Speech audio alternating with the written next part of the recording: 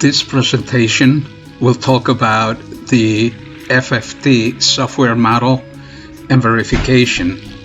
That is the first FOURIER transform software model and verification.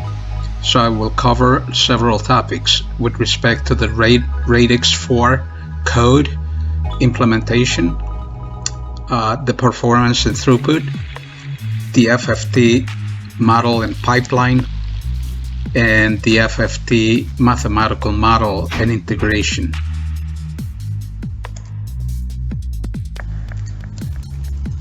Slide 2 of the presentation. So I sent the same input to both the golden model and the test bench model, and then I compared the results after verification process.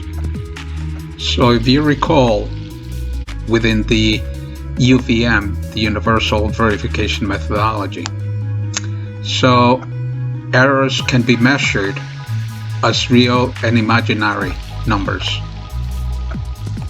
And the results, that is, the same models should be observed as of the golden reference model and verified the Radix 4 model, that is, the results should be the same.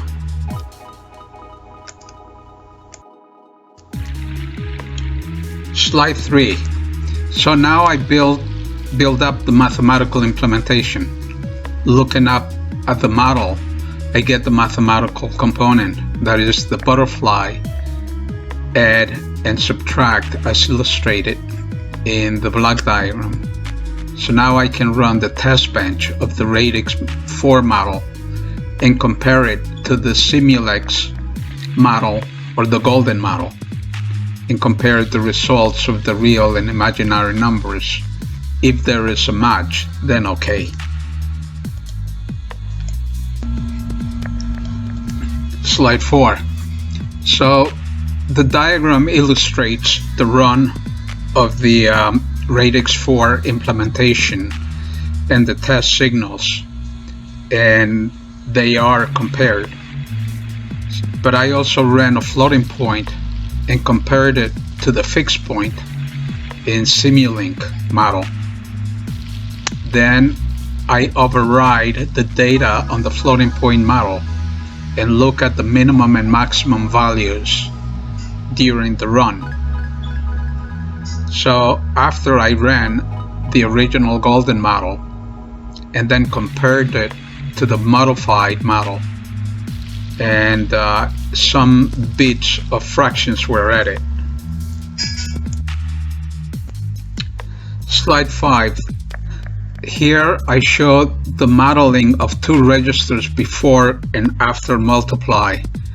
The word length in the multiplier was kept at 18 bit boundaries for matching purposes, and a full precision arithmetic multiplier was used. Radix 4 FFT, the performance and benchmark. So the feed-forward design pipeline increased input, that is, inherent latencies of the Radix 4 was observed.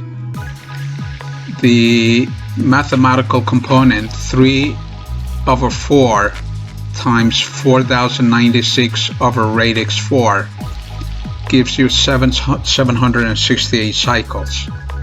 And note that the FFT have inherent latencies of about 768 cycles of latency per stage. So I added about 7% additional latency from the register insertion.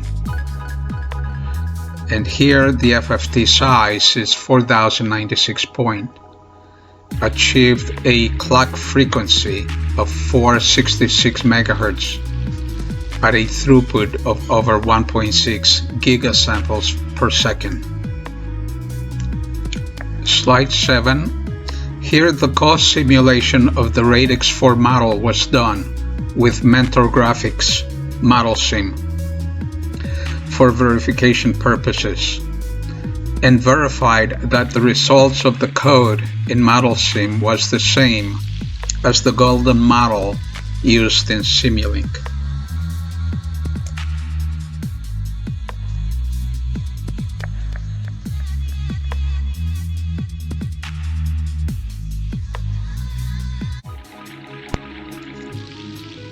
VHDL software algorithm and vector test bench for a fast Fourier transform FFT created in Mentor Graphics ModelSIM, that is Simulink.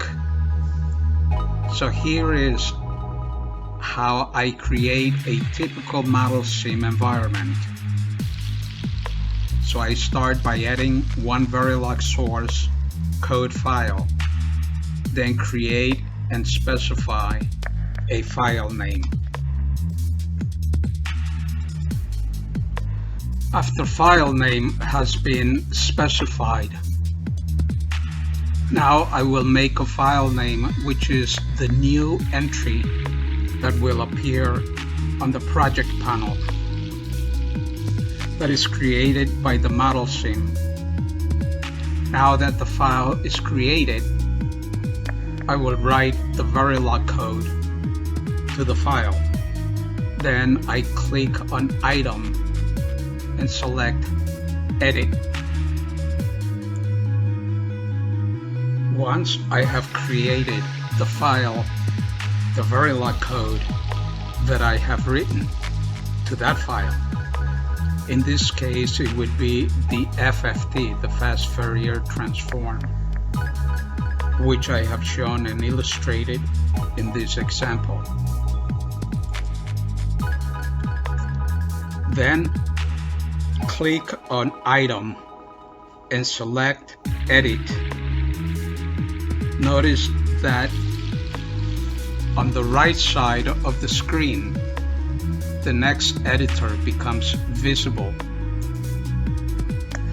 The item editor is built in ModelSIM. Now I will right-click the Verilog code, that is the FFT, the Fast Fourier Transform code. Then, after the code has been written and completed, now I will compile the FFT model, and I am ready to simulate the code and/or the model. So I will select the library and find the work library, that is the name of the library, and expand the library itself and simulate my FFT library module. As you can see in the video presentation, right-click on module and then click on simulate. It will change the simulate, and now I want to see how the output behaves relative to the input of the code which I have written. And now I can view the waveforms on the screen showing the different signals of input and output of the FFT model and the relation to the test bench as well.